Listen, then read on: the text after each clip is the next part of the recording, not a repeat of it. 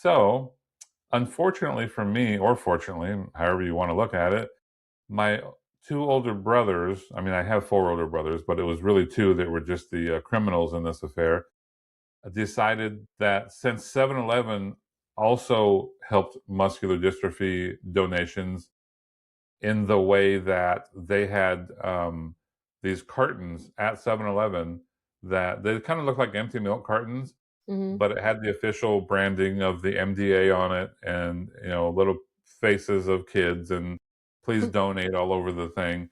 Yeah. So what you're supposed to do is grab some of those, go door to door, have people donate some dollars and some quarters, and then take it back to 7-Eleven and turn it in. What my brothers did was the first half. So they would give me one of those cartons and they'd be like, "We'll give you $1 if you do this." We'd go around for Just a dollar. Saturday all day long. I'm talking like 8 hours. I'm not even sure if they gave me a lunch break. I would go around door to door with my cute little face. Sometimes I didn't even have to say anything, just hold up the carton. Everybody's always got a couple quarters they can put in, right? Or $1 or $2. Mhm.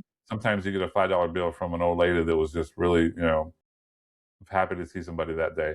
And so I would go back to them with this full, or I'd go back to them. They're probably watching me, so I didn't dig inside and grab some money. So I think they're like around the corner. It's like just shoving me next to doors, and ring the doorbell or knock on the door. And man, I would fill those cartons up. Like we owe them, well, they owe them probably, hundreds of dollars at this point. Dang. And they would take that money, they would dump it out, they would give me like a buck, and they would probably take 20 or $30 themselves and split it between the two of them, Ted and Tom. Yeah, Yeah. Ted and Tom. I'm calling you out. You guys might need Should to have write a asked check. him that on the live. You guys might need to write a check for the MDA. Give them a few bucks. But Mhm. yeah, they would use me, push me to the door, get the money, and then give me a few shekels, if you will, to go play some video games down at 7-Eleven. Maybe get myself a candy bar, maybe a marathon bar. Ooh. Ooh, gonna bring that back around the last episode. Mhm. And yeah, it was at the time I didn't mind it because I was a little kid. I didn't know what I was doing. You know what I mean? Yeah, So you I you was told us about this story the last episode. well. I mean, hey, I just Uh, went into more detail because I didn't use it as my childhood memory last time.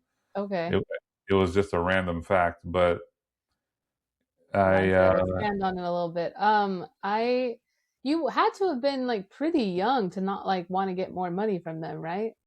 yeah, I mean, I was probably like 7. Okay, that's still like Yeah, pretty young. Yeah. yeah. Damn. 'Cause I would have been, in 1980, I would have turned 8. So early '80, I was 7. Yeah. Wow. Okay. Okay. I mean, hey, Yep, as yep. long as you thought the deal was fair, then I'm not mad about it. And I mean, when you got 4 older brothers too, you just kinda go along with stuff because 'cause you're happy to be involved in things, right? Yeah, I do wish that a Ring camera was there to film though. I Oh, would ring love to see that. wow.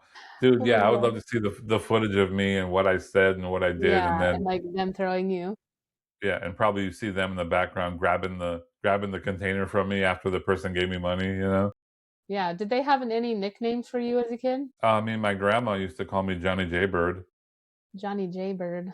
That's cute. Yeah, I know. I was thinking about getting a tattoo of that with, like, a California Jaybird. That would look kinda cool.